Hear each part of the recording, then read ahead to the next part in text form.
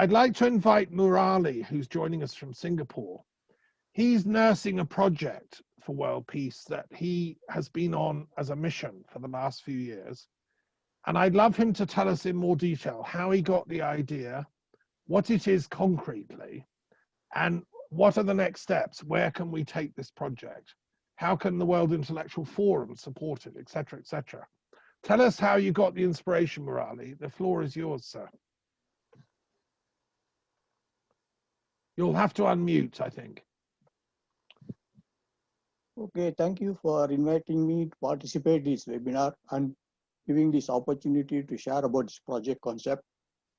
Basically, I am from a big family of 9 children, and I am the third child to my parents. So right from my young age, I have seen poverty a lot. And in India, I have seen a lot of inter-religious clashes, inter-caste clashes, and even what happened in Sri Lanka, the civil wars. All these things, when I observed during my teenagers, maybe it created some kind of impact in my mind. And I always keep asking within myself to God, oh God, oh Almighty, if we all are your children, and if you are showing unconditional love to everyone, so why there is so much of misery in this world? Not just in this present period, but since the time of like say Mahabharata or even the Bible, so many thousands of years, deception, murder, wars, rapes, all these things keep on going on, thousands of years. So what is just your play? What do you try? What is you are trying to say to humanity? What is the golden age you are talking about? What is the end of the Kali Yuga you are talking about? When it is all going to come? And during the September 11 attack of the Twin Tower bombing, I went in deep depression also. For a few days, I was asking within myself, when is the new path, new age going to come? And what can I do for this? Is there anything I should do for humanity? Like that I was keeping on asking myself. And gradually, during this Christmas on year 2008, I was invited by a Christian friend to go to the church and participate in the meetings there. During the meeting, at one of the time, there was a speaker who talked about Jesus. And then at the end of the talk, she asked whoever want to know more about Jesus, who want to know more about Christianity, he asked to come forward and stand in front of her. Even though I have read about the Bible long ago, I still felt some kind of urge to go and stand in front of her. My wife was a bit worried whether I'm going to be converted to Christianity or what, because we are all basically Hindus. I told, don't be worried. I'm feeling some kind of urge to go and stand there. Just leave it at that. Then I go and stand. After some more people like me stood there in front of her, she gave a kind of group prayer to Jesus Christ. Maybe she was asking for more path to be shown to us. Maybe that is kind of a first step she was taking for us to be converted. I don't know about that. But after that, when I went back home, there were so many things going on within my mind. Like asking why every religion is trying to boast themselves as superior to others, like Christianity, Jesus, Allah for Islam, so on and so on, so on. So I thought that as long as every religion is keep on boasting themselves like this, there is not going to be a unity or a peace on this earth. So with this thought, when I went back to home, I got this project concept developed in my mind. Though I am not an architect, though I am not a big engineer, though I am not a big saint, somehow I got this concept, and using the MS Word tools in the computer, I made some brief sketches. After that, I started contacting a lot of top level people around the world, starting from Singapore. At the time, Mr. Lee Kuan Yew was the Prime Minister, the father of the nation. and I sent to him also and various other ministers. And one of the ministry, the secretary told that I cannot directly approach the government for this kind of project. She advised me to approach interreligious organization in Singapore. So when I approached interreligious organization in Singapore, they had their own meeting. They concluded the project concept is very good, but in Singapore it is not possible to be executed because of land scarcity and because of the political conditions. They won't be directly supporting this kind of religious thing. After that, I started sending to so many other people around the world, like a lot of country leaders, religious leaders, spiritual organization gurus, and philanthropists, so many people. At one point, I got invitation from the Parliament of World Religions that was held in 2015 October. The way I got the invitation was kind of a miracle, I can say, because I was almost on the verge of giving up this project concept, because the idea came up 2008 Christmas Day, and this Parliament of World Religion is 2015. Almost for about 6.5 years, I have kept my best to find some means to get it executed. So at the end of these 6.5 years, I was almost giving up. Then only I got this invitation to the Parliament of World Religions to go and present it. So after I present, so when I went there to present it, I thought my brief sketches was not adequate. So I thought of making it as a video animation. For that, I sat with one technical staff who was just doing some kind of small residential projects. But my project, he was unable to understand how he himself can make a video concept of this. I said, I will sit together, I will tell you. I didn't have construction drawings also. No approved drawings, nothing, no measurements, no dimensions of how much height, whatever it is. I just sat with him, and whatever came into my mind, I told him, and it took about 2 months to develop that video concept. And so later I go and present it. Since then, it is getting a kind of a wider recognition. But I can say now it is keep in view with government agencies like Dubai. Dubai, there is a MBR Majlis. The MBR Majlis, they are taking big ideas from people to develop in their country. So it is now still being studied, and I got a reply that they are having more than 30 departments that has to pass through and then make a decision about that. That is one country. Another country is Philippines Tourism Board, Sri Lankan Tourism Board, Peru Tourism Board, and one more is a Malaysian, the Penang State Government. So these are the countries. Now they are still studying about this, but not a concrete decision taken yet. I'm waiting for some kind of good result to come within the next few months, because there is a wide saying going on in Facebook. Also, I'm seeing that New Age is very near. The New World Order is very near, and they say it is going to happen right from this year, December. I don't know. I'm waiting. So other things I want to say is that for humanity to unite and establish true peace, first of all, we need to realize, the whole people have to realize that we all evolved from one. That is, the universe evolved from one, which is kind of a huge light form just before the Big Bang. So this Big Bang is also mentioned in several scriptures, like in Hinduism. It is a science theory that can be related to spirituality and religious scriptures also. So there are other things that can be related, merge, amalgamate science and spirituality and religion together and give it as a unique education in this project concept. So my idea is kind of making it possible for about 10,000 visitors per day to come and explore this kind of theme park. I say it as a spirituality, science, come tourism theme park, because only in theme parks we can have immersive experience, and this immersive experience can give a lifelong paradigm shift in the mindset. They can never forget once they visit this kind of theme park that will create a good impact. They can have a change in mind. Yes, we are all one. We all are one from this universe. We have to realize that no need to fight hereafter like that. Another thing is like every religion is having their own center or kind of headquarters. Say like a Vatican having Vatican for Christians, Mecca for the Islam, and so many for other religions.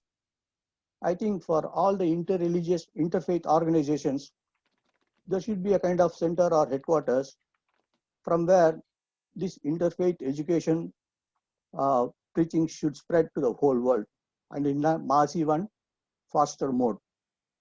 So when we build such kind of a project in a massive scale, getting the attention of the whole world, people will start thinking about that. Even at the stage of construction, when people come to know about this, they will be already having an idea what is going on through this project for the humanity. And when people start visiting and spread more about that through their own circle of people and friends and relatives, it can reach the masses in a faster way. Because currently in Delhi, there is one temple, the Baha'i temple, which is also about uniting the humanity for all religions, but there is no mention about science. Now I feel the time is very ripe.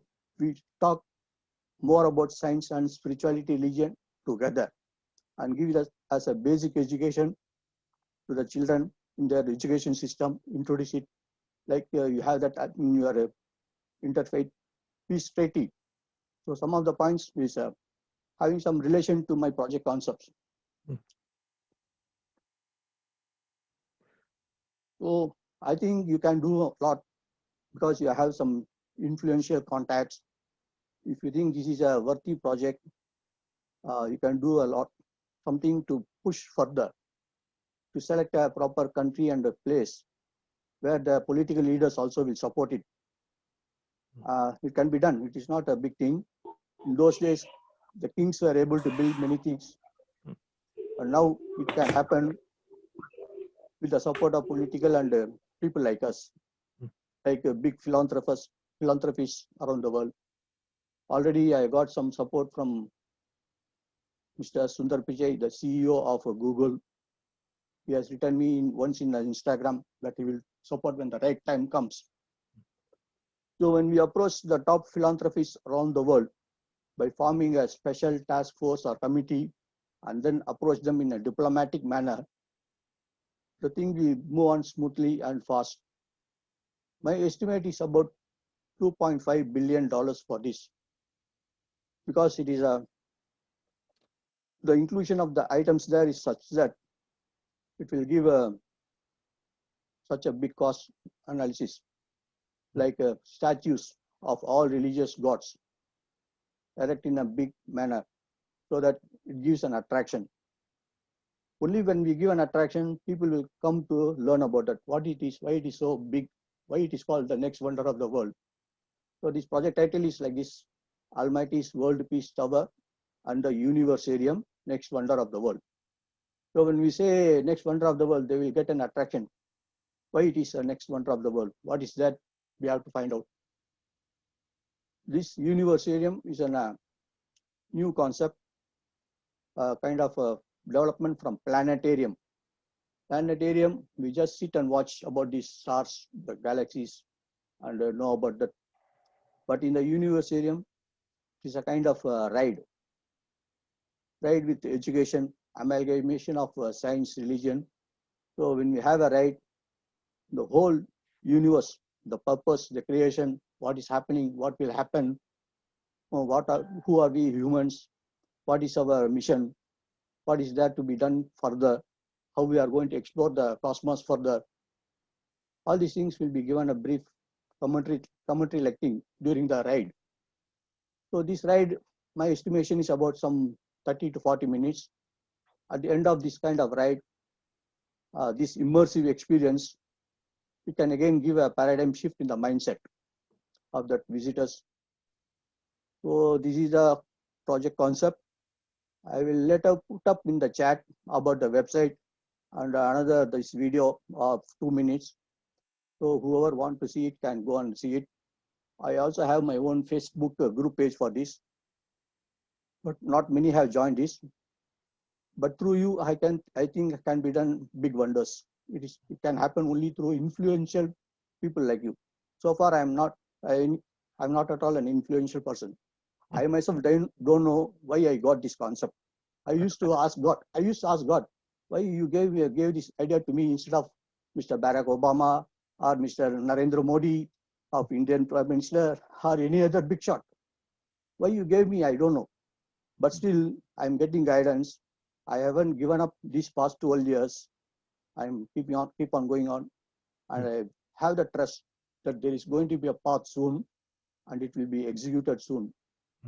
So I think maybe it's the right time we have been connected for this. And I hope you can do wonders in this. You can take it, you can try to consider it as a headquarters for all our interfaith systems. From there, we can spread law to the massive scale across the globe. Thank you very much.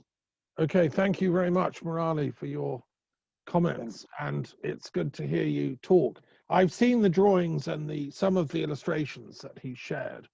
Just for clarification for other colleagues that are here and haven't heard of this, the idea is to build a sort of giant tower, effectively, which will house this universarium. It'll be like the Science Museum plus a Parliament of World Religions. It'll address spirituality, consciousness, meditation, both practically and theoretically. And the practical thing is finding some land in a country where they're prepared to build it.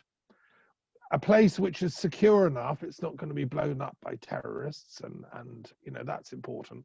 And I'm glad that you've carried on with it, Murali. You deserve our thanks. Dubai certainly likes building big towers, so that would be possibly an ideal place. They've already got the tallest building in the world, I think. And I think the time is right. This is a visionary project that could galvanize people, get them interested in everything we've been talking about. And you could have a sort of I would recommend different tours. 40 minutes isn't enough. That's for the average tourist that just wants to whiz through and go on to the next thing. No, this is a serious project. The real tour would last like a day, and it would be for serious people. So I would like to see things like a library there. I'd like to see an amazing media center where not only they can show films, but also make them, record them. I've been working on a project to interview and record the world's current sages, the saints operating behind the scenes. In every religion, they are there. And it's usually the ones that aren't in the media. They're the true saints. So we should be finding them and recording their life stories, Some little old chap up in Rishikesh who's 120 and he's been meditating all this time, and he's learned to read the Akashic records or whatever, Those guys are the people we should be reaching out to for world peace. If we're serious about combining spirituality and science, we have to really get to the spiritual masters and not, just the media types. So I think it's a great project, and I certainly support it. And I'll give it any publicity I can. And so one of the people I invited to this webinar, he's not actually joined us as yet. I can let people into a little secret. I was on a Zoom call with some friends the other day. There's going to be a big interfaith conference in the Vatican in March, in May next year. He's helping organize it. And it's going to invite the world's leading religious leaders to make a peace declaration. And I have said, okay, they can sign the Interfaith Peace Treaty, which I've shown most people here on this call either have signed it or know about it. This Vatican conference of 150 top religious leaders don't need to rewrite a script. It's already written.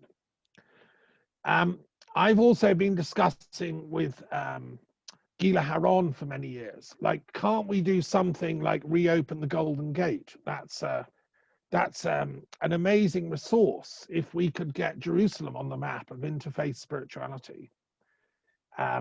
It wouldn't be the place to build your tower, that's inappropriate, but it could be linked to it. So my vision is for a peace center on Temple Mount in Jerusalem, open to people of all faiths, Christian, Muslim, Jewish, pagan, Druid, Hindu, Buddhist, Sikh, everyone. And you can go as an honest peace pilgrim up to Temple Mount. At the moment, it's very difficult to get access. So again, I think we should have these interfaith spiritual peace centers scattered around, not just in the tower. And I think we ought to be writing books and studying them, because there are some, you know. For instance, I don't know if you know, but I was researching in Kazakhstan. There's the Tower of the Parliament of Religions in Kazakhstan, in Astana.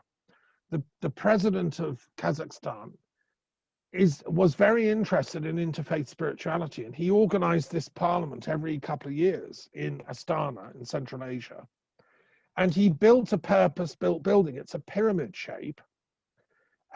He got the best architects in the world. I think it was Norman Shaw built it. It's a superb building, dedicated exactly to what you're saying. And at the very top, there's a meeting room, which is circular, and there's stained glass windows with doves of peace on them.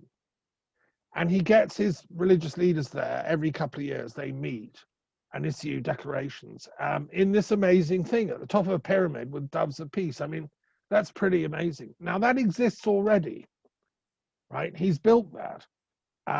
And I'd like to see more of structures like that. You're right, there should be one in Delhi. I mean, I'd like every capital city to have a sort of thing like that, a peace and spirituality type center. But your one is unique because it could act as a stimulus to get other centers going. I've learned in life that if you set off in direction A, often what happens is you get sidetracked into B, C, and D, and they're all good too, you know. So, but let's stick with this direction A. Your tower, or I love the word universarium. That is exciting. I love that. So let's get this universarium built. And you say it's going to cost $2.5 billion. Well, that's a few bombs. That's a couple of tanks. That's nothing. You know, we have to get the military to cough up the dough for peace. It's as simple as that. Because they're creaming off all our money. And and then finally, for those of you that don't know, Murali, I don't think I've told you this. I have another big engineering project for you. We need architects, right? And my friend Satyen Raja is really up for this. He's in Canada. I had exactly like you a download, right, from God. It's no other way of describing it. I was running a conference in honor of Leonardo da Vinci, who I greatly love and esteem. He lived in France and he died here. And I went to his graveside after the conference and we did a sort of communion, you know, meditation. And he was telling me, I can only describe it like that, forgive me, that he's really annoyed that today, just as in 16th century Italy, the great brains of the planet have to go and work for the military. If you're a genius software designer in America, you end up working for the Pentagon and inventing weapons. Or in India, most of the jobs come with the military, right? And it was the same in Leonardo's day. He had to work for Borgia, Cesare Borgia, who was like a warlord. And nowadays, the Pentagon is the single biggest building money spender on the planet. That building spends trillions of dollars all over the, you know, every year. So I dreamt up, communing with Leonardo is the only way I can describe it, that let's build a top floor on the Pentagon. Currently, there's the five-sided building, the Pentagon, which is the Ministry of Defense, spending all these trillions. It's not that big. It was built in Roosevelt's day. You could build another floor on top of it, which I propose will be a nine-sided figure. I call it the nonagon. And that would be the roof on the Pentagon. And that would be the housing the Ministry of Peace for the USA, whose job would be to do mediation, reconciliation, development, conflict resolution. And if we had a nonagon up and running now, it would be solving this Nagorno-Karabakh problem immediately. It would have peace rooms instead of war rooms, and it would have a budget as big as the Pentagon. I invited to this Zoom call a woman who's standing for the US presidency, who's a friend of Satyen Raja. She hasn't showed up. She must be quite busy. She's an independent candidate and a visionary candidate. You know, this is the sort of project that maybe Biden or, someone in America could run with this project, I think, the idea of a nonagon, because it's very bad publicity for America to be seen as like a warlord, when really the American people want peace. So I'm with you on the big scale of stuff, Murali. Don't think that your tower is too scary. It's only, what is it? How tall is it? A quarter of a mile? Or how tall are you making your tower? Sorry? How tall is the tower in your design engineering? Okay, this tower is about 1,500 feet height. 1,500 feet height. And the statues about 250 feet height all around the tower. The center will be the tower with a big, huge light form at the top, representing the Almighty or the cosmos. That is the God for all the religion, the big, huge light form. So this light form is kept at the top of the tower. So there will be a kind of unique lift to take the visitors to the top of the tower. Observe that, have this kind of om, the sound of om emanating at the top of the tower. They will have some kind of involvement. The sound is, the om is a kind of universal sound. It is accepted already. Basically started from the Hinduism, but they say it is a universal sound. So this om sound is emanated at the top of the tower, and they also see this huge light form, as they will be told that this is the God for all of us, for all the humanity. We should try to realize that is the start, beginning. So from there only everything evolved. So this tower is 1,500 feet height. Statues all down for all religions. For like for Hindu, the three gods, Brahma, Vishnu, Shiva.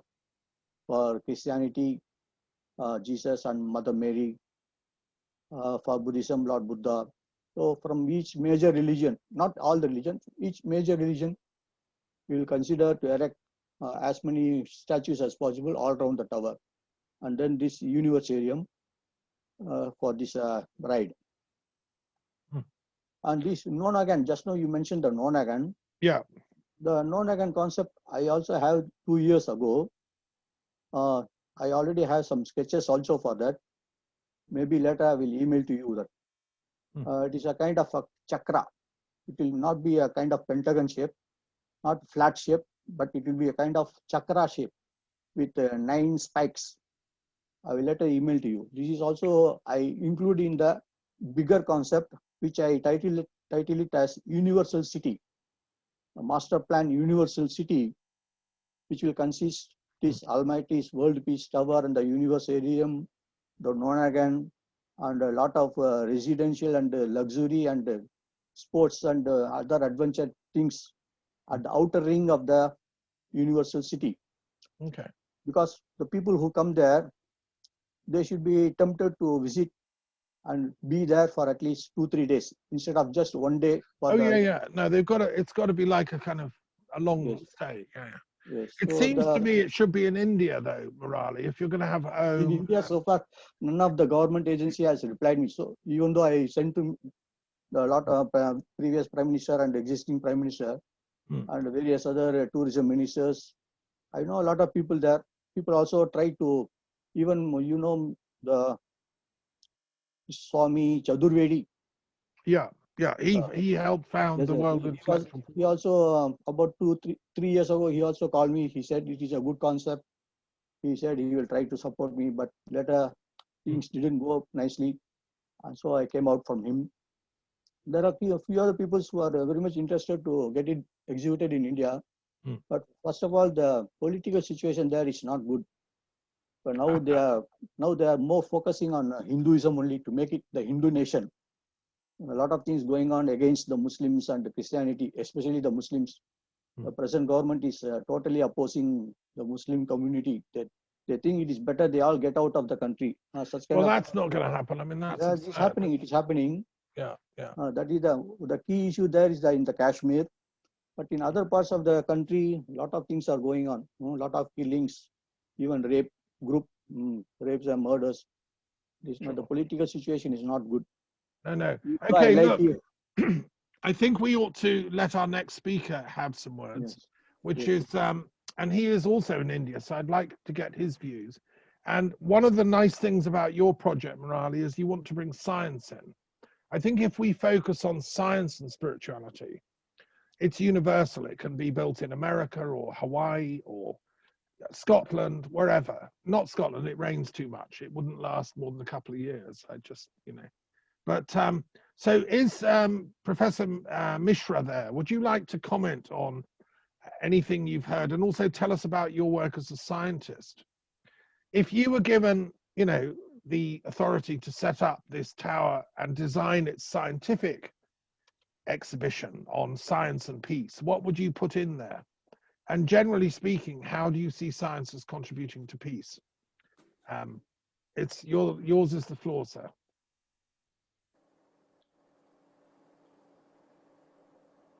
You'll have to unmute there, I think.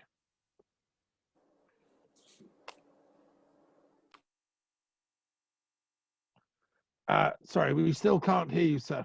Can you unmute yourself, Professor Mishra? No. It's the little microphone. Let me see if I can do that for you. I think I can do that. Yes, yes. Yeah. Okay, thank you. Well, as a scientist, I'm looking forward to that in what way we can make this opinion affecting the concerned countries. If that remains untouched, I feel our discussions will remain isolated to unconcerned to the concerned parties. So my one suggestion is that is there any way that United Nations neutrality can be activated? Is there any way that we can send our request or appeal and try to make them put in? Because one of the major objectives of United Nations is first to ask for ceasefire and to stop killing immediately. I think international body must be involved. No other body will be effective when war has already started. So that's one point that I thought I should bring to your notice, that we should try to work in such a way that the opinion building process that we are doing in this forum should be made more effective. The other question I have is that, is there any way that we can send our concern to the respective presidents and prime ministers of Bahrain, Azerbaijan, and Armenia, both? The question is that if it takes a religious shape, as you mentioned, as it has taken, it's more dangerous than normal war. Because here there is a sentimental issue that gets into action. And there should be effort from the international bodies, international forums, to get involved to see that the conflict is reduced or stopped. Immediately to look into this, that what can be done. To my mind, it looks that the discussion that we make should be sent to the parliamentarians of both the countries. We must address our discussion to the parliamentarians of both the countries. And we should establish our neutrality, that we have no concern with any country who wins, who loses, and who is wrong, who is right, but to stop killing. Our concern as a peace lover, as a peace activist, will be that. This is my just humble suggestion. And if you can throw some light as to why there is no action from the United Nations in such a grievous situation. I myself, I must express my limitation that I have not understood this point. Because anywhere something happens, United Nations gets involved and it's their duty to do, and that's why it was formed. Why in this case it is not happening? Okay, so thank you for your thoughts, Professor Mishra. They're very important. Can I just answer a couple of them? Then we're going to have a, our next speaker as well. The question about the UN and neutrality, obviously the UN is the body that should be dealing with this. And they should have a standing forum for mediation. Whenever a conflict like this breaks out, they should immediately, automatically have a standing forum. And the problem is the architecture of the UN is very good at international conflict resolution. What it isn't very good at is messy conflicts that involve disputes over sovereignty. What we have in Nagorno-Karabakh is a very complex situation where two nation states, Armenia and Azerbaijan, and a third proxy state are in a complicated, identity struggle for sovereignty. It involves very complex issues of international law.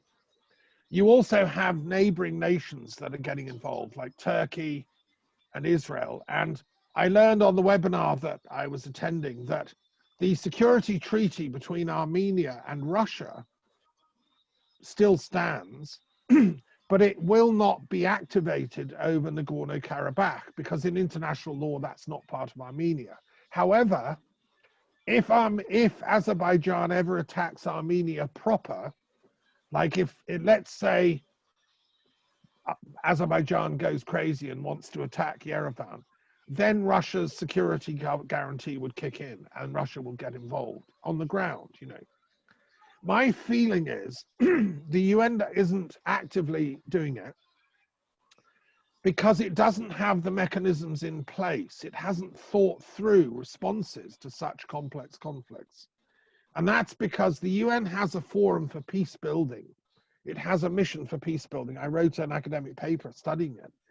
But the UN is subject to political, tides.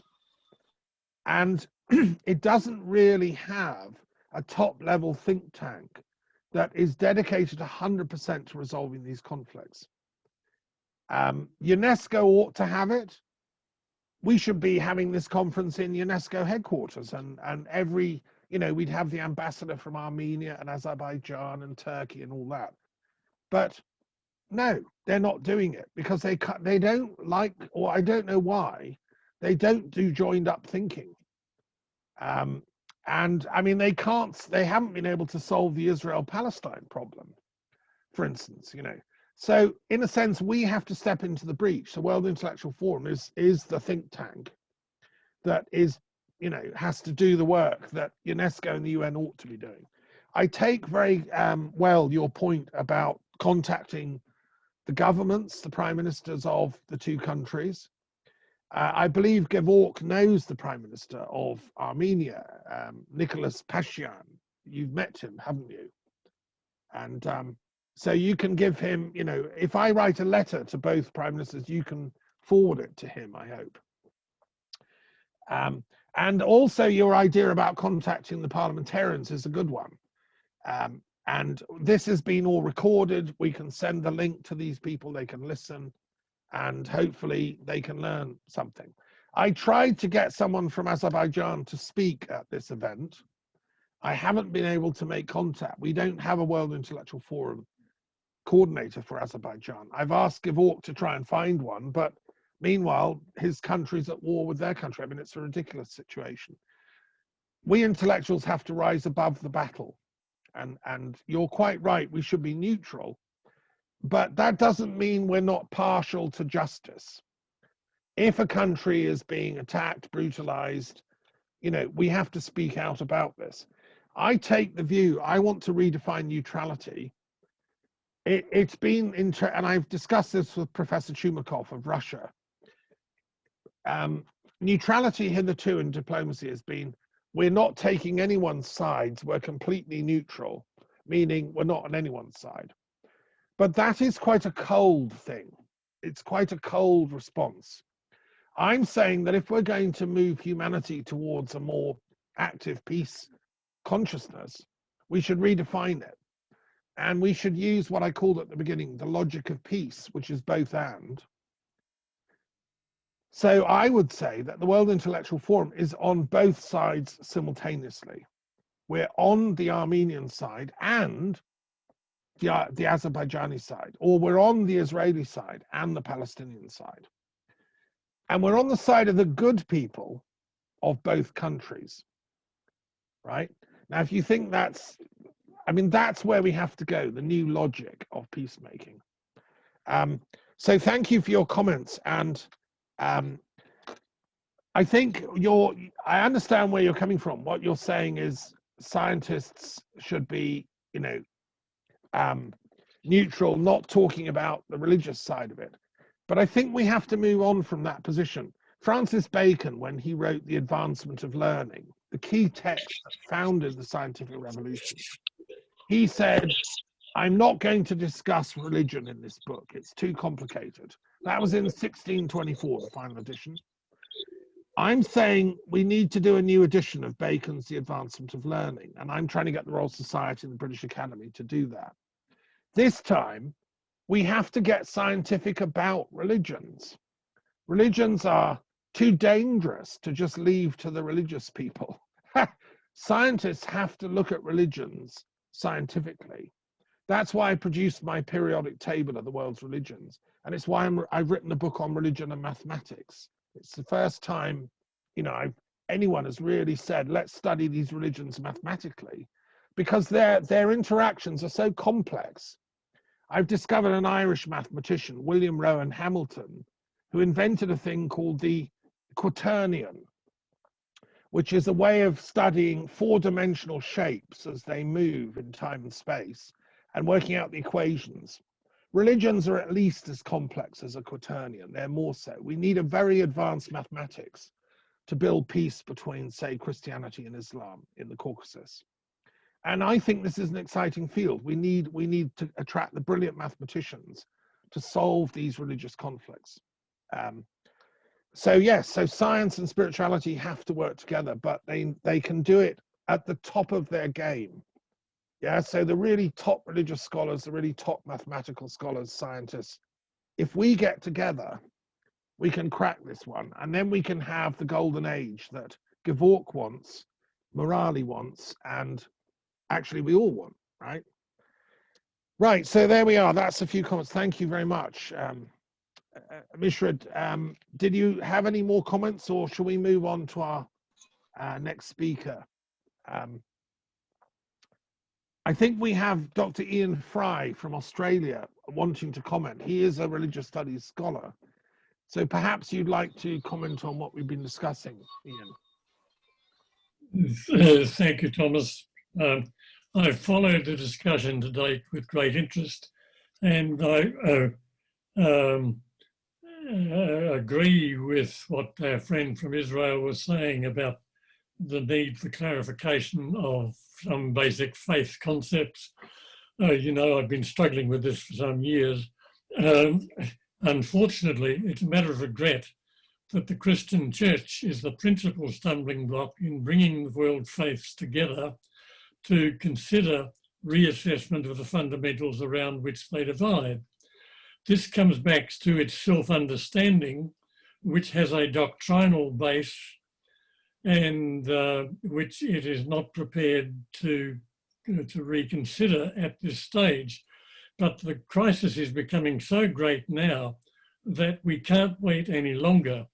And it is necessary for all of the world's faiths, not just the three Abrahamic faiths, but the non-Abrahamic faiths together, to work in collaboration to reassess those fundamentals. And by shaking the self-understandings that each of the three Abrahamic faiths currently hold, then we can move towards the level of universal peace that we're all looking for. There are reform groups within each of the faith communities that are aiming for this same sort of collaboration. But the stumbling blocks are too great for them to get very far. I know a number of them. I work with, over years with several of them, and one in particular, and I was particularly interested in Mr. Morali's description of his work with a Hindu mission. I believe it to be the same mission that I've worked with for a number of years, taking a party to Israel to seek ways of developing interfaith negotiation between the three Abrahamic faiths triggered by a Hindu foundation. This would have been, if we'd been able to pull it off, this would have been the first such venture. Unfortunately, the problems were such that we couldn't. It fell apart. But for the same group and at its request, I spent a great deal of time, some weeks, preparing plans for an international consultative centre, which was proposed to be built in North India. We got as far as designing what would have been a multi-faith university, research-based, with space for collaborative dialogue programs as well as research, consultation, the whole works. It was big. It wasn't in the billions of dollars. A few $1 million would have done it at that stage, and we're talking about 8 years ago. Unfortunately, after all that work, it didn't come about. Whether it's still on the plate of the people concerned, I don't know. I haven't raised the subject again in recent years, but that is absolutely necessary. And I will vigorously support whatever moves any people in this body can raise to get a process of collaborative reassessment going. Thomas and I have both had discussions on this within WIF, and we've got partway towards a working group on some aspects of it, but not going as far as consultative reassessment involving all of the world's faiths. But that's where we've got to move to. And I have been intrigued to hear some of the comments, especially from our friend from Israel, Una, and I was concerned by Mr. Manikan's somewhat firm line on the church not giving up its particular self-understanding. And I think he will appreciate that this is one of the problems that I've been grappling with for some years. And I've had discussions at the level of General Secretariat of the World Council of Churches on many occasions, with the World Muslim League in Jeddah, and with a number of other groups, Jewish groups. And we've got to go in that direction. It's going to take a great deal of effort and requires intimate collaboration between scholars of all disciplines. There's no use, as Thomas has said, having the religious leaders together. You can't shake them and get any sense out of them, frankly. They're hardline self-understandings. There has got to be scientific discussion about all of the discoveries and developments that have taken place in 4,000 years. We must not anchor ourselves to the theology which was developed between 4,000 and 2,000 years ago and then set in concrete about 1,700 years ago. So have I said enough, Thomas? I wanted to get understanding. No, thank you. Thank you for those thoughts. I mean, Ian, eloquent as ever.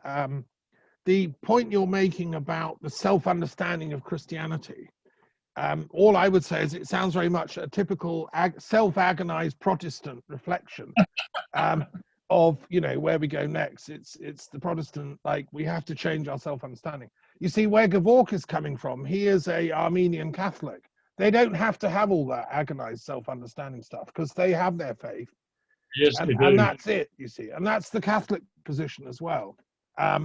And so I would just like to say that in my book on religion and maths, which I'm now working on every day, I've just discovered there was an amazing project put together by the Jesuits and the Interfaith Academy in Berkeley in California recently on science and religion. There's some really detailed stuff going on in the church, and particularly among the Jesuits, who've been doing this stuff for 400 years. The Jesuits were translating the I Ching from Chinese into Latin. That was read by Leibniz, the great German mathematician and philosopher, and that formed the basis of binary mathematics, which enables us to all chat on the internet, because that's the basis of computing. So this kind of high-level interreligious stroke scientific work has been going on. The problem is the politics, the political leaders, like you say, you know, they aren't sensitive to the intellectuals. So our dilemma is, as intellectuals, how do we get heard? How do we get our ideas across? How do advanced scholars, you know, get the politicians to go beyond this logic of war, this either or, you know? I mean, that's why I asked Gevork if he was in touch with interfaith discussions, and I was pleased to hear him say, yes, there's a parliament of religious peacemakers in Armenia. So we need to find if there's one in Azerbaijan, and then work at that spiritual level. The World Intellectual Forum isn't a forum for politicians, it's a forum for thinkers. And, you know, we have to act in faith that it will make a difference. So, and I'm an Anglican as well as everything else. And so I straddle between the agonized self-Protestant understanding reform and the objective, you know, faith traditions that we have to work with. Okay, so thank you so much, Ian. That was brilliant. We still have to hear from Arun. Now, I know you haven't prepared a proper talk for us, Arun, but you've got, you've been listening. What reflections have you got as a brain scientist? What can your knowledge shed light on these problems? Okay. Yeah. So, being a you know, a teacher of neurobiology, so I would like to add upon that this conflict resolution, that was the, you know, primary, you know, purpose, how this conflict arises between the countries, or between two group of people, or between two sect or religion. So I was wondering the, you know, the science of conflict. So as per my basic neurobiology information, there's a triune theory that says that first of all, human brain that is related to the autonomic nervous system, that brain was developed, that controls our heartbeat, digestion, respiration, etc. I mean, that was just necessary to keep person lively or living person. Then in second phase of evolution of the human brain, then emotional brain or paleomammalian brain, reptilian brain started. So that time human population was increasing, and then there was a danger of fear from the wild animals, like they may attack, then the person or humans were in the need of, you know, saving their life. So they have to survive strategy. So that time this bonding of human to human started. This led to the emotional brain development. So before that, it was like an animal nature of a humans, just doing reproduction and eating, and that's all. Later on, when this reptilian brain started, that is the limbic system of the brain or midbrain, that maturation occurred like around few million years back. So that time human emotions started, and human to human mixing up together, making socializing behavior. That was my previous lecture also, how social neuroscience can be utilized for the peace. So after that, there's a neocortex brain. That is neocortex, or this is the, you know, outer side of the brain, that is having more neurons and their cell bodies. That is called neocortex, or it is the neocortex, means it's the new brain that is recently come up. This is related to our decision making, rational thinking, logical thinking. Now, what happens during the conflict? Conflict is necessary always. So conflict started between two children in a family. When we are small, even two children do fight. Later on, it is on a higher scale or on a higher boundaries. So it is not between two brothers, sisters. It is on a family basis, community basis, and country level. So what happens? There's always a two kind of thing happen. Limbic system, which is having around 10 organs in the midbrain, which is having two major organs. Amygdala. Amygdala is equal like a almond shape. So amygdala is in both hemisphere, left hemisphere and right hemisphere. And another important is hippocampus. Hippocampus is necessary for the long-term memory and related to the emotional memory or attachment memories or cementing and consolidating our day-to-day important things for a longer period of time. And amygdala is a fear center. Now, in 1995, there was a book, Emotional Quotient, by a scientist called Daniel Goleman. Daniel Goleman was in India also. He was the disciple of Neem Karori Baba, the same guru who was for Apple, Steve Jobs' guru also in 1975. So he's having some attachment with the Indian. So he has given term of emotional quotient, EQ, in 1995. In 1995, in his book, he also described amygdala hijack. So what he says, that always during a conflict, there's a fight between frontal brain part, which is related to the creativity, logical thinking, abstract thinking, or giving alternative theories or alternative options of each and every phenomena.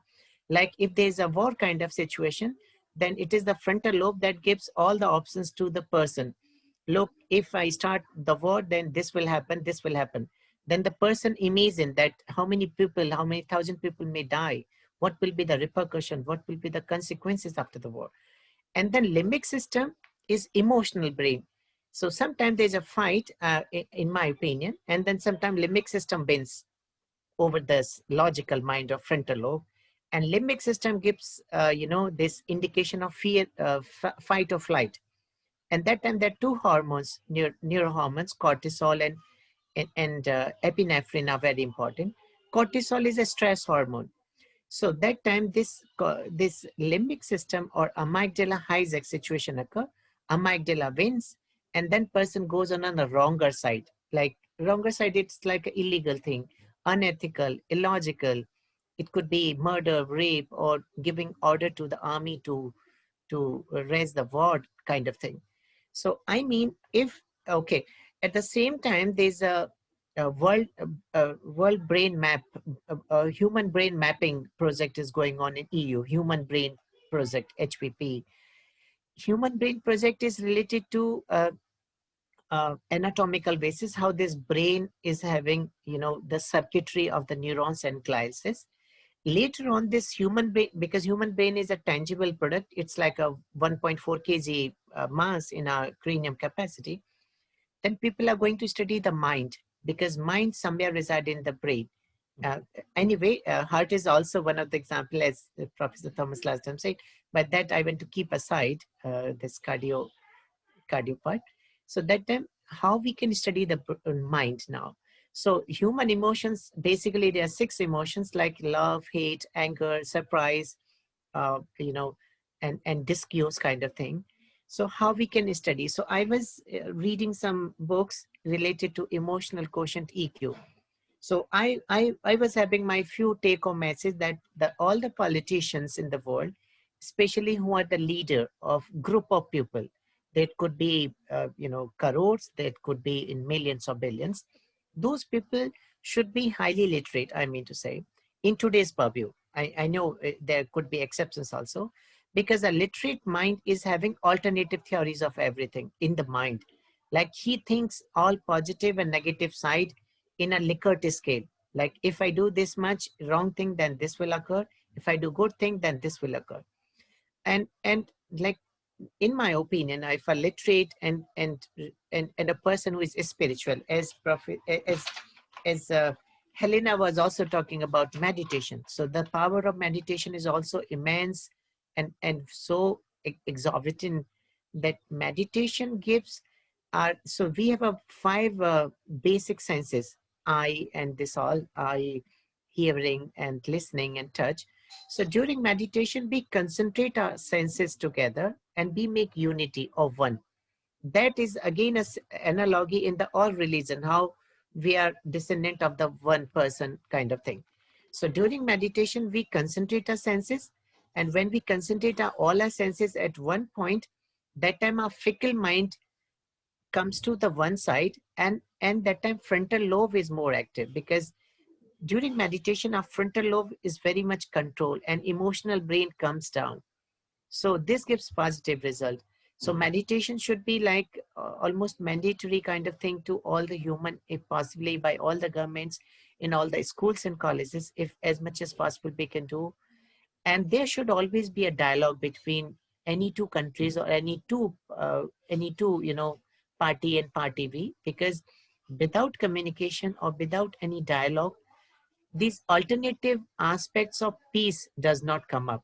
So the window should not be closed. Rather, it is the onus or prerogative to like you all people, or maybe I can include myself also. So the dialogue should keep continue between two countries. There should be amalgamation of brain science or meditation to the next generation, I can say, so that they can understand. Now in recent Nature journal, one report has come up from Tibet. Tibet is under control of China, as you all know.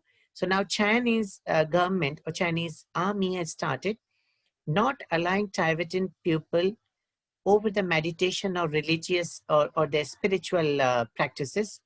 Rather, they are asking them to do physical work for most of the time. So they are not allowing somehow to give them less time on their spiritual part. So this way, they believe in the thought that in due course of time, on a decade or so, when people will be less detached with the spiritual nature or their meditation power of Buddhism, then they can be manipulated. So this will be mind hijacking, I can say. So the people will start accepting to Chinese system, and they will not start castigating, or they will accept. So it's like a mind hijacking, and that happens in some extreme cases of religion. Okay, that time how a person emotional brain gets away the control and it goes into someone else, like lot of fake religious gurus are here and there in the world, you might have heard, and they keep doing some illogical and unethical work sometime. So this is that this way, like in Tibet, they expect the people start accepting themselves as the part of PRC kind of thing, because they are not allowing them to do this spiritual practice. Rather, they are forcibly given physical work for most of the time. So, and also nowadays, intelligent quotient is not so important for the greatness of a person. So there are several other quotient, emotional quotient, there's a passion quotient, there's a intellectual quotient also, and compassionate quotient. There's several other. So like we all should think about the power of these quotients. We all should know the power of mind, and we all should understand the power how to meditate and how to reduce down or zero down to come to one sense, like reducing down all that physical disturbances or conflicting thoughts. So this was my thing, and I will explore more about this frontal lobe of the human brain, which is logical and creative part related, and limbic system, especially amygdala, because it is the amygdala. It is called in plural amygdala because in both parts, how to control, like which neural circuitry or which neurophysical pathway control this amygdala. So how we can harness the power of amygdala for the betterment. Like amygdala should not hijack my mind for wrongdoing, rather it should be used for either way, for the positive side. This much I was having, Professor Thomas, if it was some senseful to you. Yeah, no, thank you very much, Aaron, Dr. Sikawa. That was really brilliant. And you see, it makes me think as you speak that every diplomat, you should be taping talks and recording, you should go to every diplomat in every foreign office in the planet, because they're supposed to be making peace on our behalf, and they don't even know how their own brains work, half of them. So I think it's really important that we combine brain science, neuro psychology, all the latest stuff that Dr. Sikawa is specializing in. And we have to sort of create a whole new discipline, the neurobiology of peacemaking, and then get Yes. that out to diplomats, because and to political leaders. When I look at, you see, there are some politicians, I won't name any names here, but it seems to me there are some politicians that are actually anti-intellectual. They take pride in playing to the most ignorant, stupidest type of people in the country, because they've discovered that's the majority. So if you make really stupid, ignorant comments, you get more votes. This is a problem with democracy. I think Plato pointed this problem out a long time ago. It's why he was a bit of a, it's a problem. So how do you prevent these populist, anti-intellectual politicians coming to power in a democracy? Well, we're in a fight for our lives to save this planet, because we have to ensure that the only way is to ensure the populace is fully educated, right? Yes. Pericles, who spoke about democracy in the time of the terrible war with Sparta, which was running an elitist political structure based on secrecy and killing, right? Run by the Crypteia, which was like a secret service. Pericles said, no, Athens is great because of our intellect, because we are the land of philosophers. That's why our people will defend this small little project called democracy. But it's really it's a struggle, and that's the problem, is how do we prevent anti-intellectual politicians coming to power? So what do you think about that? I've seen, nowadays there's a trend, in most of the countries nowadays, the politicians are not leaving the seat, okay? They're coming up again and again selected. So you can see several big countries, developed countries right now, like in Russia or India or China, they're trying to become, for long range of period, the president or prime minister holding seat. See, they sometimes pretend, the politician, that they want prosperity in the public, but they don't want, they don't want public to be educated or being intellectual, because they think their holding power will lose away if everyone is literate or equally good in IQ level or EQ level, okay? So because rather they should make everybody, they should try that everyone is on an equal part. There's a Gini coefficient as less close by to each and every citizen, but they keep maintaining, clandestine way of, disparity among the public, so that they can remain leader and other people remain behind the curtain, kind of thing. And one more thing, in United Nations, especially United Nations, and that envoys, especially ambassadors or foreign secretaries or foreign ministers, especially, they should be given a orientation course every year or so, like 1 or 2 big, as once you also pointed out, at least the science of brain science of, this conflict management or emotional brain.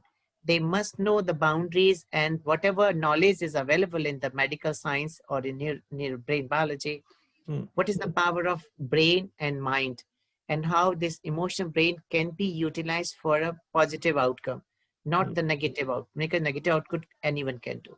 So they must be given, and they must be highly literate. They must have, alternative aspect of everything, that if this happened, then what will happen? So that they are more cogitative and they are more cognitive to think about the repercussions of tomorrow. To give an order of releasing a missile is very quick second, fragment. But what about the later on, like Hiroshima and Nagasaki, is still having, the radioactivity problems, and in the disease in the humans is last 3 or 4 generations of human. Even now the repercussions are coming. So I mean to say, if logically and rational thinking was done, then this thing would have been averted. I mean to say, and the same way in the conflicts in other countries. Yeah, no, you're absolutely right. And my final comment on your brilliant presentation is, and putting it together with what other speakers have said, Helena talking about meditation, and you rightly pointed out the importance, is, you know, you talked about the stages of the brain and how different evolution for these creatures we call human beings.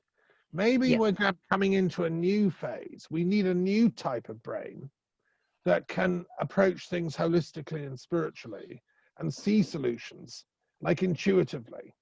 And I would love to see any research that's being done by advanced brain researchers around the planet, looking into, you know, things like intuition and sympathy and so on. And so there's a whole new field. Let's grow a new type of brain that doesn't see things only in parts and in either or, but can, and fundamentally that can see things through the eye of love.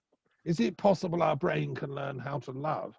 Because when you Yeah. love somebody, I think my definition of love is it's holding a space, holding an unconditional space for that person or being to be truly itself. It's just becoming like the space in which they can be. That to me is true love. Well, and that's close to enlightenment. So where does this happen in the brain? I want to see the neurobiology of enlightenment. See, recently I was reading one article, I think in Washington Times. Due to this COVID period, now human-human interaction is reduced down to very low level. And everyone is on, you know, this internet and Zoom-based meetings, etc. In long time, this is a negative aspect. This is reducing down the social interaction of human. Because as you said, eye-to-eye interaction. So in love, it happens.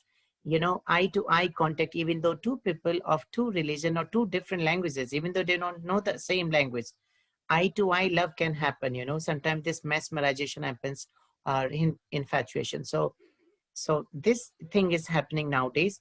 This social life, or you know, this social neuroscience is reducing down if this lockdown and this or remain for longer period. So we should come back to physical interaction, visiting our places. When we visit and we meet different you know, grades of people, different minds of people, like I'm interacting you all at least here, this opens the myriad kinds of thoughts and imaginations and alternative thinking for the person. Okay. Well, thank you so much, Aaron. That's absolutely brilliant. We look forward to the book as soon as you can finish it. I'd like to invite Bharti Jain to follow, because Bharti works with like the subtle physiology of the chakras and whole body healing. So maybe she can comment and follow on from Aaron. Where do you think love exists and how can we activate it, Bharti? And also, could you just address the question of the youth wing of the World Intellectual Forum, because Bharti's involved with that. It's an important aspect of our work to involve the youth. Okay, greetings. Yeah, hello everybody, good evening. Yeah, I'm very much convinced with the Dr. Aaron, with the mind and body theory and the emotions and how conflicts occurs and how it is started from the house and it between two brothers or two sisters or between the families, and it goes to community and then to the country level. The same thing happens as it happens with the, because this is all about the thought process. It is all about overcoming something or overpowering something. So basically the main concept is that if what I believe is there are two things, power and love. So if we replace the power of love with the love of power, then peace can be achieved, because everybody is running after the power. If love overpowers the power, then yes, peace can be achieved. And the many speakers, I haven't heard all of the speakers, unfortunately, but I heard the Thomas saying that somebody spoke on meditation. Yes, meditation is one thing, because everything starts from you itself. So once you are stable, your mind, body, and soul is stable, because there a lot of things has to do with soul also, because your soul is connected to your karmas. So whether you are in what religion, what you are doing, all related to your previous karmas that is attached to you. Somebody has taken birth in Muslim family or Christian or Jainism or something else. So they has to do what they have done in their past karmas. And because of that, they are uh, at this place. As we all are peace lovers, so our past karmas are such that we are in this birth, we are all working for the peace. So yes, these karmas has a big role, because soul is immortal and karmas are connected to the souls, and soul propagate from birth to birth. And in each birth, our mind, what if you know if your mind is directing you, then you might lead to wrong directions. But if your soul is directing you, and soul is overpowering your mind, soul is directing your mind that you have to do this, then definitely you could be a peace lover and you could resolve the conflicts. So overall, what is happening all around the world, what I believe is there is a big role of media too, because media is now kind of like whoever is paying to the media, they are speaking the language of that party. But if media uses their own power to speak the truth, then they can resolve the conflicts. As Dr. Arun said that, yes, communication has a big role. I agree to that.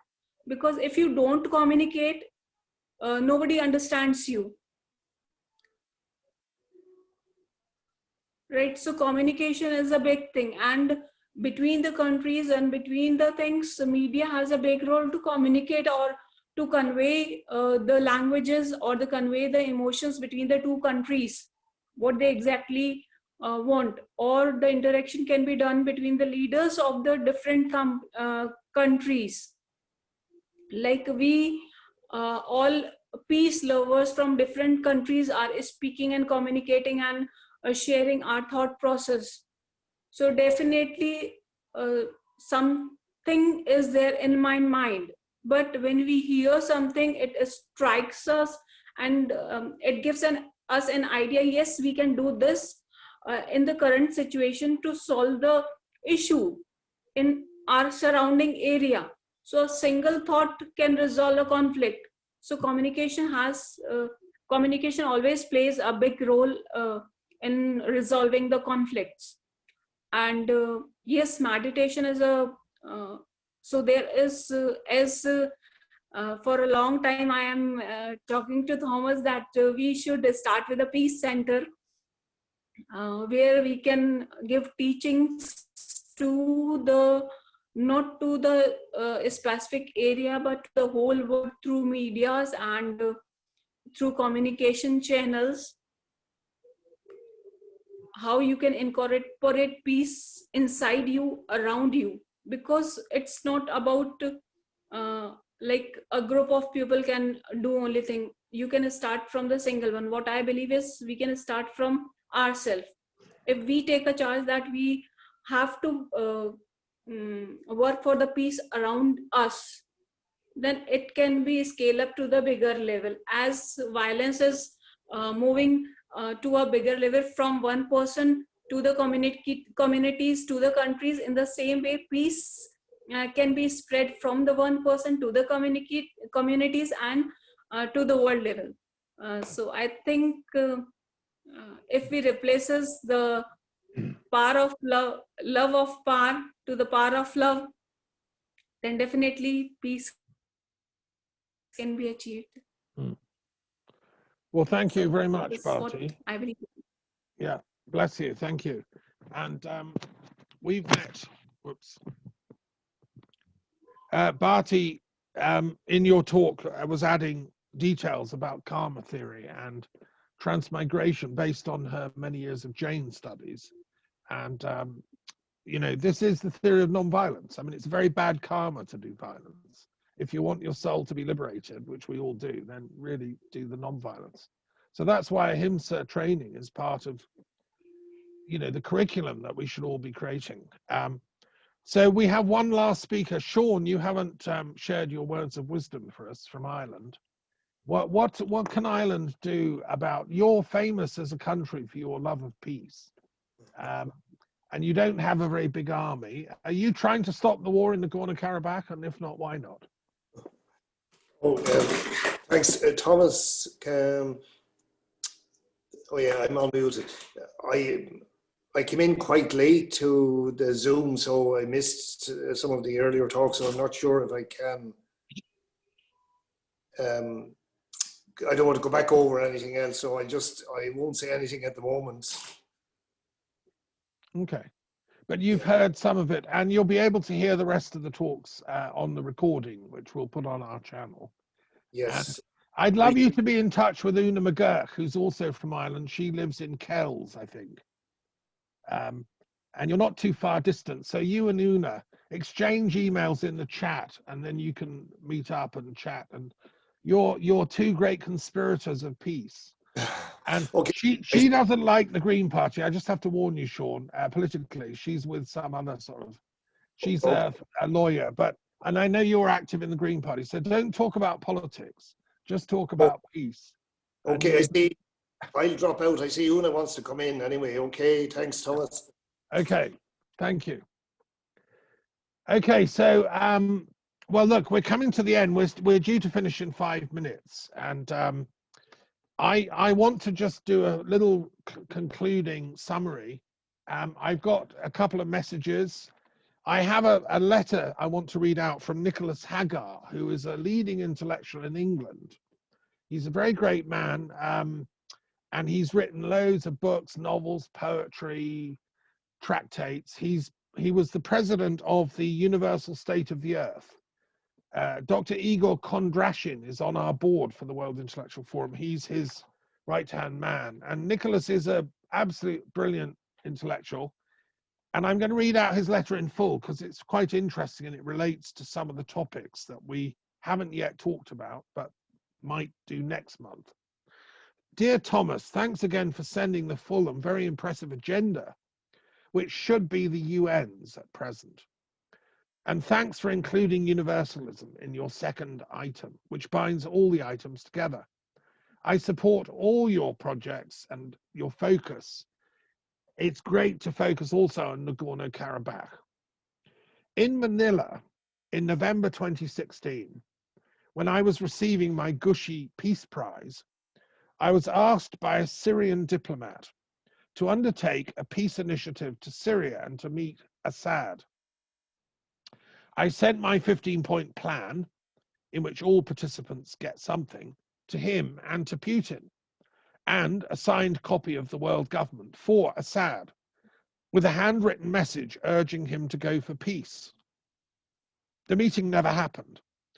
Apparently, as Assad had a stroke in January 2017, covered up, and his brother covertly ran the country for 2 or 3 months. My 15-point peace plan is in Peace for Our Time. Something similar could be devised for Nagorno-Karabakh. I'm away on the 30th of October and therefore regret I'll be unable to be with you live. On the question of actual or real conspiracies, I brought 9/11 into my poetic epic, Armageddon, Book 1, which is about George Bush and bin Laden and the war on terror.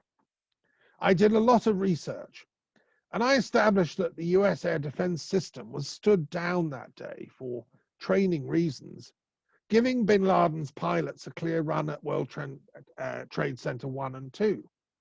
World Trade Center 7, where the CIA was based on the top floor, also fell later that day.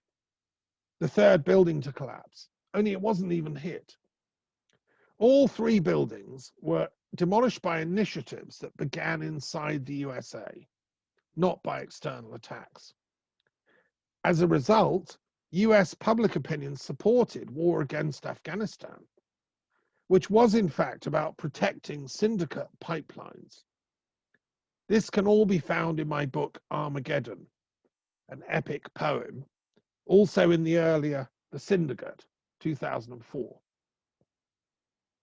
Is the escape from COVID from the Institute of Virology, Wuhan, around 6th to 10th of October 2019, more than an accident from this same syndicate stable, at a time when there was a joint US-China, US-funded research program into coronaviruses actually in place?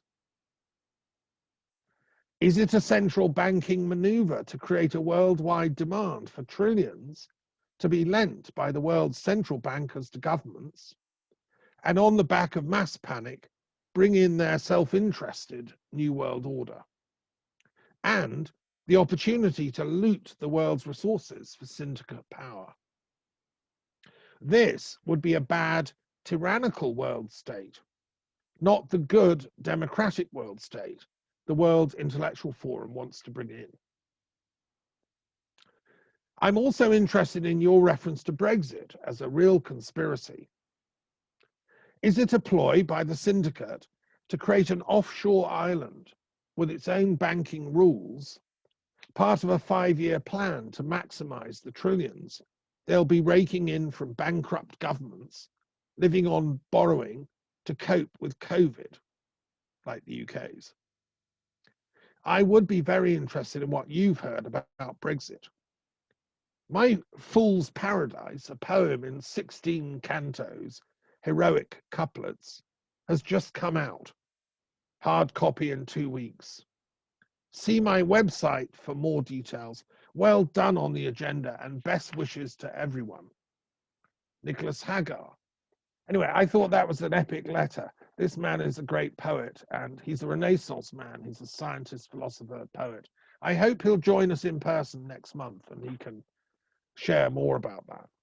Okay, so just to finish off, some comments. The agenda that we've set for these series of meetings, and we'll meet again next month. I hope most of you can come back, and we'll have some new people.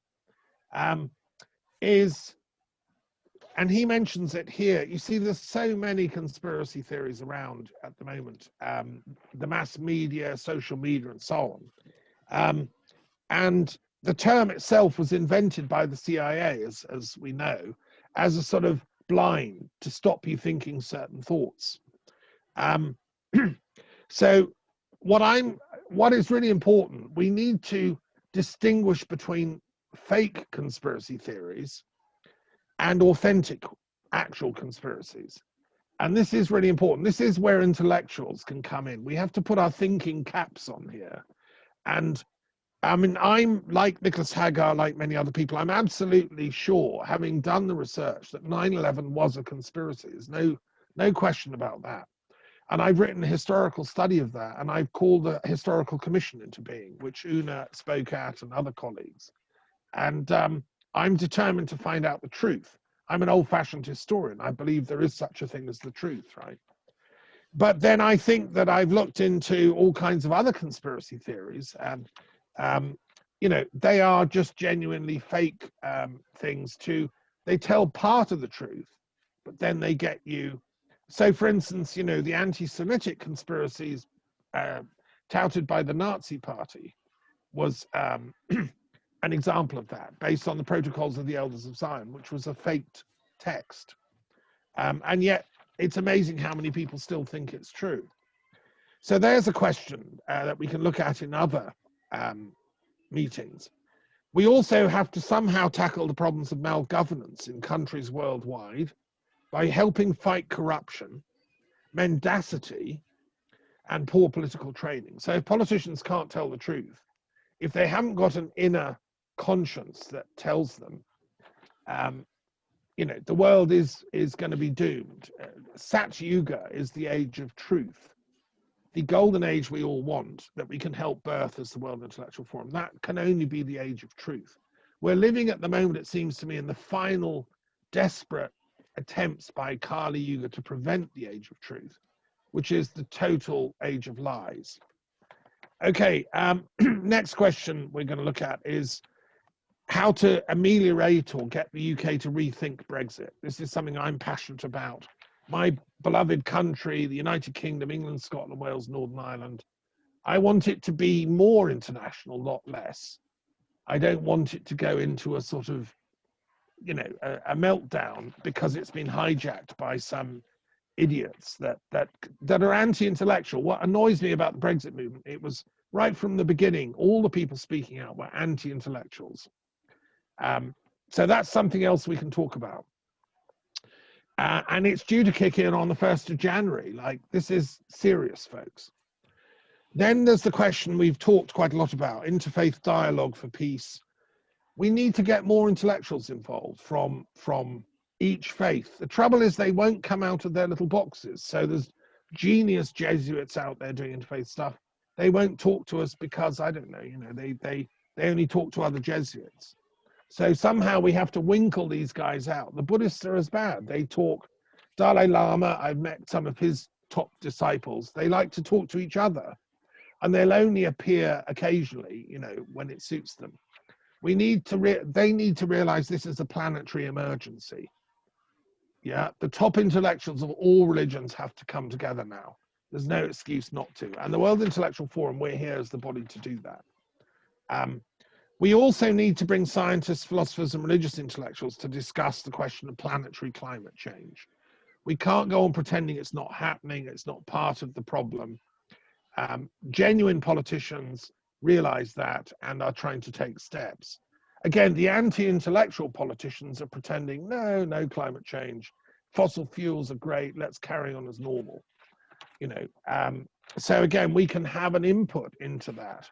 And it's a sort of, it's a kind of conspiracy theory territory that we need to get the green movement to do its thinking.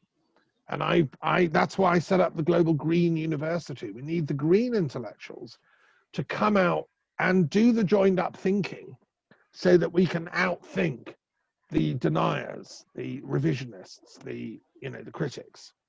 And it requires all kinds of transformations in the way we generate energy, the way that we deal with resources, recycling, all kinds of things.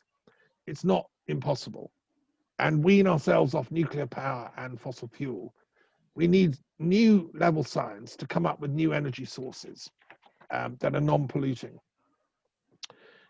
We also, and this is an issue we haven't talked about much, but the status of children and youth around the world, we owe it to the next generations. You know, we're all young at heart, I think, in this forum, but it's the old people that are really ruining this planet.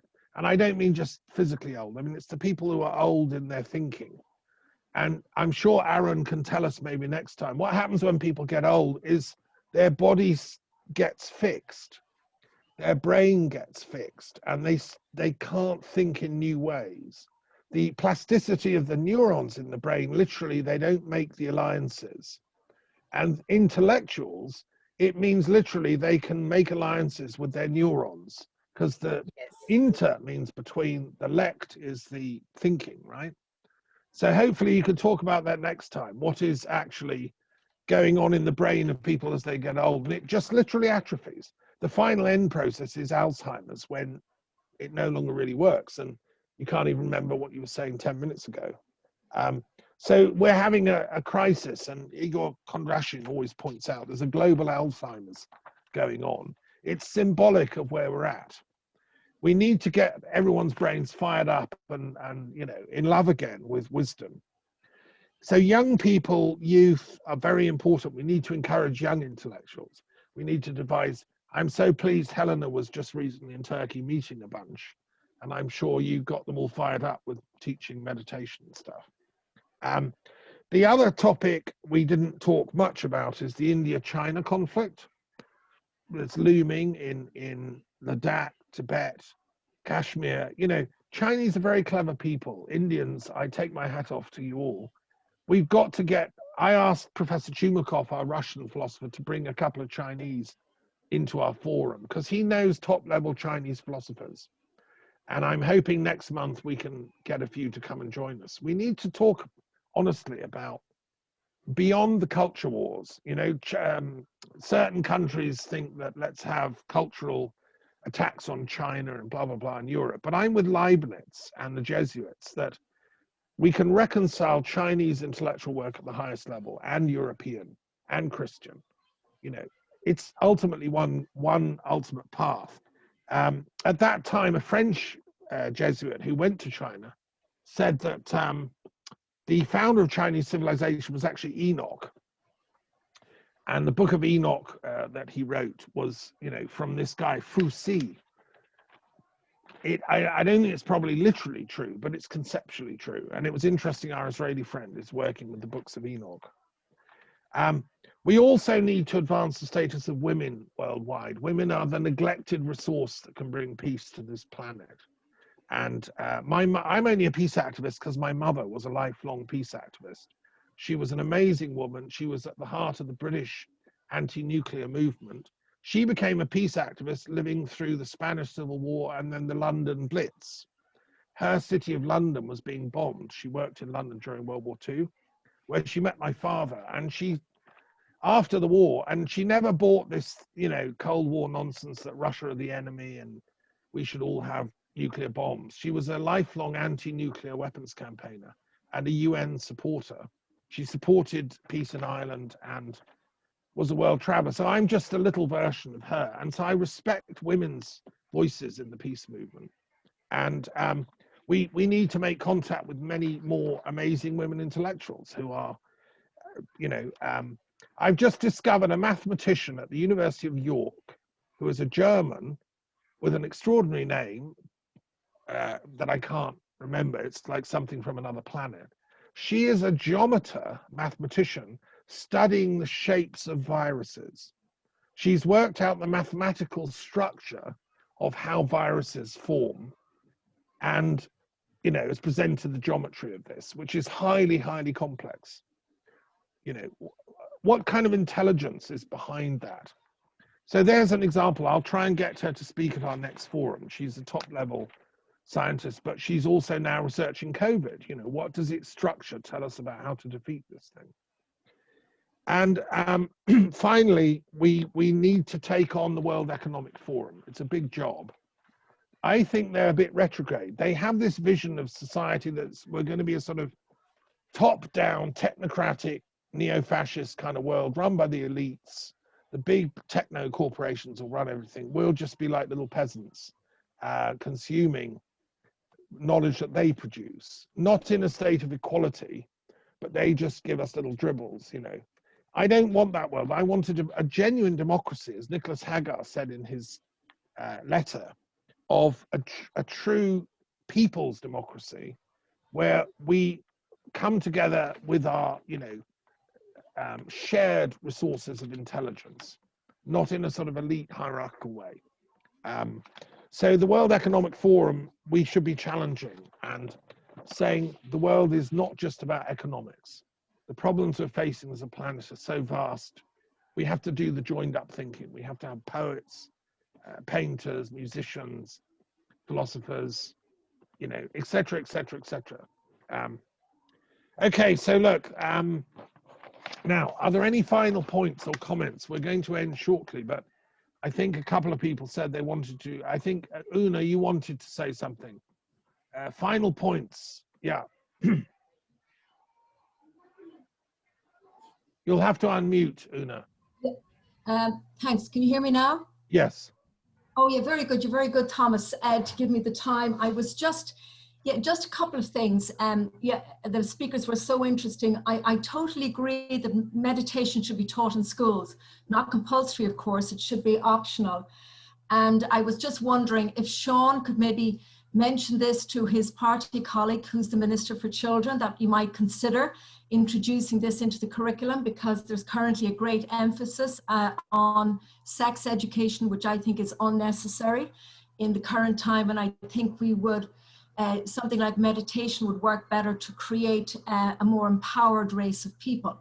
But as against that, one of the problems, and I'm someone who is a meditator, and I think it's very, very important for empowerment, but I live in a country, as maybe many of you do too, that has fluoride in the water, which, as you know, is a neurotoxin. It's also designed to calcify your pineal gland, which again prevents you from having access to source creator. And that again, I believe, is one of the major problems we face in the world today, is that we are being disempowered and prevented from having access to our source creator. So Ireland, unfortunately, is not leading the way in this area, and I feel strongly about it, Sean, so I'm just making that point. The other point I wanted to make, Thomas, was that I love what you say about redefining neutrality.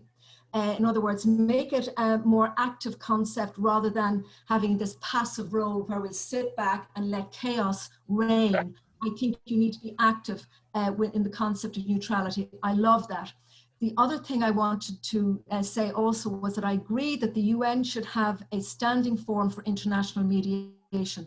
And unfortunately, it doesn't have anything like that at the moment, because I was involved in dealing with the Kashmiri dispute, and I was at one of the side meetings of the UN, the Human Rights Forum there, and I actually investigated this. And I know that at the time, and I don't even know what's happening in Kashmir now, but Donald Trump, as the US president, did offer to mediate in the dispute between Pakistan and India, and unfortunately neither government took him up on that offer, and there was no alternative. And for me, the only thing I could see that could be done was to get a resolution of a majority of the General Assembly or the Security Council, and to ask for an opinion of the highest court in the world, which is the International Court of Justice. But of course, it would be impossible to do that because of the structures of the UN. It would be impossible to get that level of support. It just would be too costly and too difficult. So I really think the framework of the UN really needs to be changed. And so when you said that, Thomas, that really struck a chord with me, because I think it's totally essential. And then, of course, you have the other major problem, which is that I feel that the UN is a captured organization at its higher echelons, and it's in league with the WEF as we speak, helping to bring about this chaotic situation and this economic collapse. And I have serious concerns about that. So I don't know what the answer is to it, but I just wanted to make a mention of it, and maybe we could deal with it on the next occasion. Thank you for their time. Thank you. Appreciate that. Right. Thank you so much, Una. Yeah, those are huge issues, and I hope they will come up next time. And what we can do is just ask really awkward and difficult questions, you know. And that's our job as intellectuals. Suspend judgment on truth, but ask the important questions, right? And thank you. Okay, thank you, Una. So look, final thoughts. Let's do a very quick go round. So this is your chance to say your final little farewell.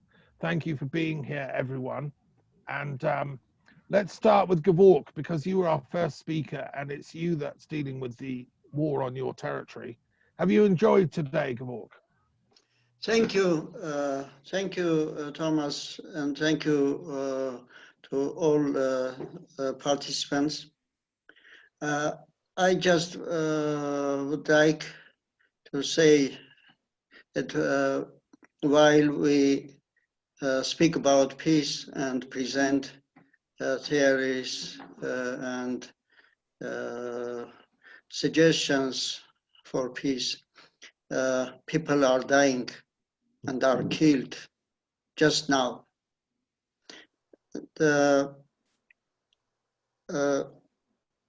We have spread a statement on which I worked, and Thomas made additions.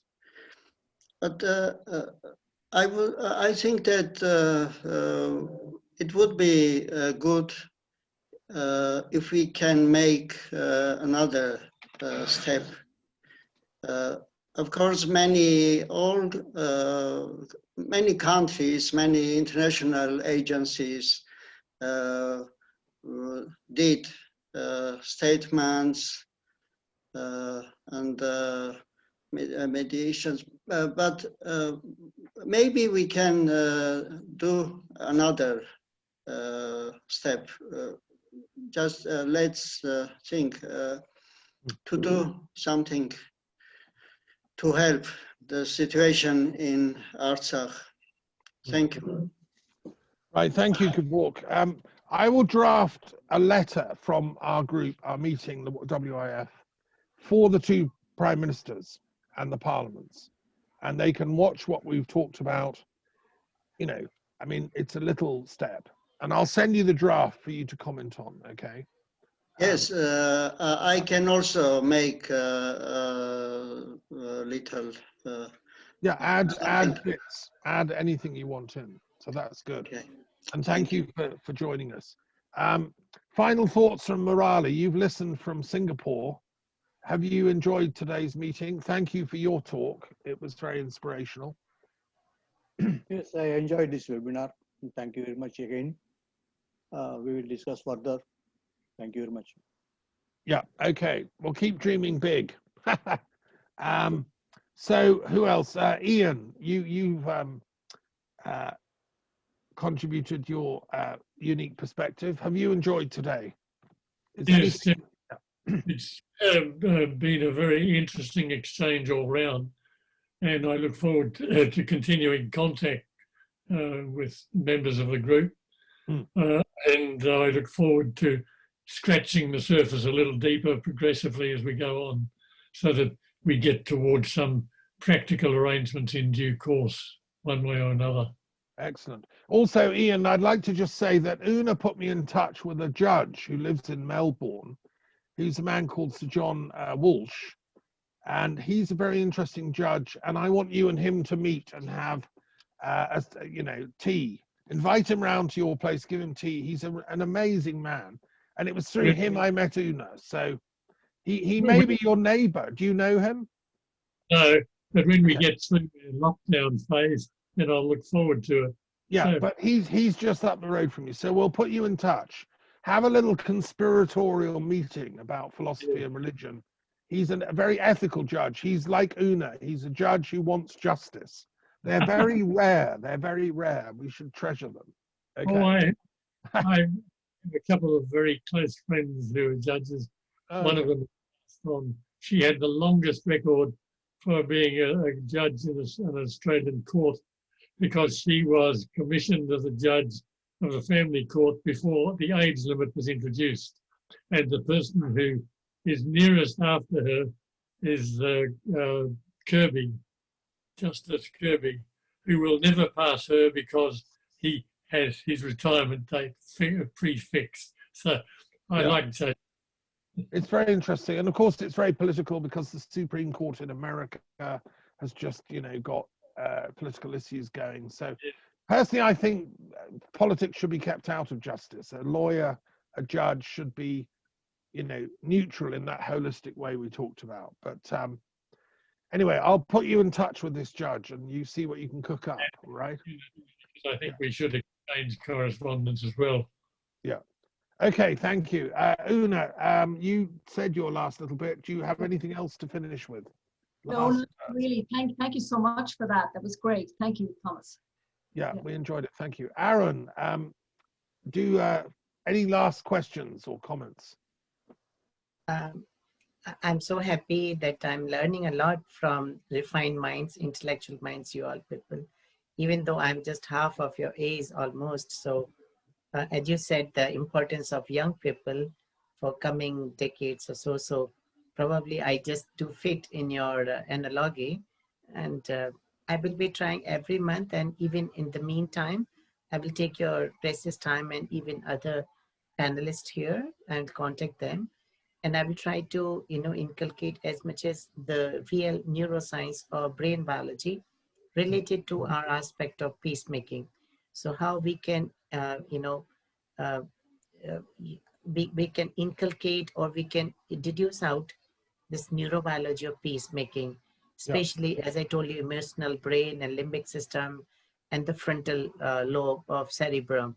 So I will try to elucidate this neural network and how, this brain and mind works. So I will try to make sense in the biology with the theology. And I will inculcate a lot of, inputs from you all.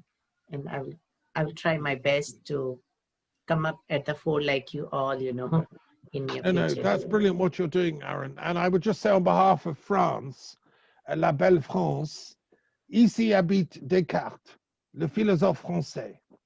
Près de moi, so I'm saying Descartes lived just down the road, and he was the French philosopher who got very interested in the nature of consciousness and Okay. wanted to differentiate out between the brain and the soul. So, you know, and he also wanted peace. So he's one of the mentors of me as a philosopher. And your work is very important. Just a footnote, when Obama was president, I remember him announcing a big fanfare. He called it the Brain Project, and he threw billions of dollars in American science at a description of the brain, you know, and all that. I wonder, A, what happened to that project after he left? Was it axed? And now you're talking about an EU project that's doing brain architecture. Human brain project. So what happened to the American one, and why can't we have a global brain research project? And we could provide or insist they put the peace angle in. So there shouldn't be a competition to study the brain. It should be a global thing. Yeah. So yeah, you're correct. You are correct that human brain project should be for the humanity. It should be for whole 7.4 billion people. It should not be country-wise or continent-wise. Yeah. I think US government, especially this ongoing Trump government, they changed the priority. So I think this brain research was on low priority, unlike President Obama. Yeah. And I think there was less priority. Even now, COVID was not one of the priority, I know, for several months to this Trump. But now he realized because it is prime importance. But certainly this COVID-19 pandemic has, you know, entirely changed a lot of textbooks of biology, especially textbooks of immunology. This virus is so notorious, so dirtiest, I can say. It's not, you know, it is falsifying a lot of theory of immunology, falsifying a lot of, you know, biological principles. And it is tinkering with all aspects, like human sociology is now changing, as I told you, by not interacting, you know, physically people and not visiting the offices nowadays. That competition nature of human, or to perform better than the peers, is reducing down, because the people are not getting exposed to the, you know, competition behavior of, you know, an organization, because we are inside our home. So, you know, in several ways, this is affecting the human sociology that was culminated since millions and millions of years of human evolution, is abruptly, very fastly changing because of this COVID. So it is not only a medical emergency, it is affecting the human evolution also, I can say. A lot more, even I can make a presentation how human evolution or human sociology or social neuroscience is, you know, abruptly changing by lockdown and keeping ourselves in the home with few people of your family. Because ultimately humans are not meant for being virtually live. Humans are to be interacted, to shake and to hug each other, to eye contact, you know, to smell people's, you know, one another. But so far this computer does not give all these emotions. So, well, God forbid. No, the real human contact. So I hope everybody is well in their own, wherever you are, in your home, with your loved ones and family. And if you're not, if you're a solitary scholar like me, personally, see, I don't mind it, because I'm a you know, a monk, druid, many lifetimes. So for me, this is heaven. This is like being on the monastery of Iona or Nalanda, the university. This is me in my monk's cell. And to me, I'm one with the world anyway. So I love this solitude. And I do have guests that come, so it's fine. You know, any of you that make it to France, you're welcome. You are savant, or you are a superhuman in comparison to me, so you are exceptional. No, I'm just a spiritual. I've been on the spiritual path probably longer than you. That's all. But it's so you know, lovely to meet someone with such knowledge of how the brain works. when I worked as a hospital's attendant in Canada, in Calgary, I did a training in physiology, and as part of that, they showed us a brain that had been taken from an autopsy. And I still remember, you know, it's really interesting to see the thing. But I still maintain, like Descartes, that there's a soul which is separate. And our dear friend, the Jane, who, Bharti, it's your final closing thoughts. She reminded us that peace has to start at the level of the soul. So, Bharti, have you enjoyed today? I know you joined a bit late. Yeah, Thomas, really enjoyed. Actually, I missed the starting portion and I missed some of the speakers. Definitely, I'll go through the video once. But I really enjoyed the discussion, and such a discussion keeps on happening. And my point of view is like it should not be like that we come and discuss and move away and then come back again after 3-4 months or 6 months so and again discuss and then disperse. We should take initiative. We should have an agenda with a timeline that we have to work on this particular agenda and we have to do this on this timeline, and we should work together on a specific agenda. Right. And Okay. as we discussed a lot of things, so finally I want to say that we need to work upon all 5 personalities, not only physical, but physical, mental, intellectual, emotional, and spiritual. Then only a complete person, or we can work actually on the peace. And yes, youth, we have to, as we discussed in the youth wing, while forming in the youth wing, that we need a lot of changes in the education system, and we need to groom the youth with such 5 personalities that you need not to work on only technical things, but you need to come forward with all the physical, mental, emotional, intellectual, and spiritual part is very much important in everybody's life. Thank you. So maybe I'll throw the ball back into your court. So maybe you can work on an agenda for the World Intellectual Forum Youth Wing. Yeah, definitely. What can we be doing to help young people, and define youth as anyone under 35 or ish? I mean, that's what the UN terminology is. So we're not talking just teenagers, you know. So thank you, and that's very important. Thank you. Note to Thank end. you, everybody. So thank you.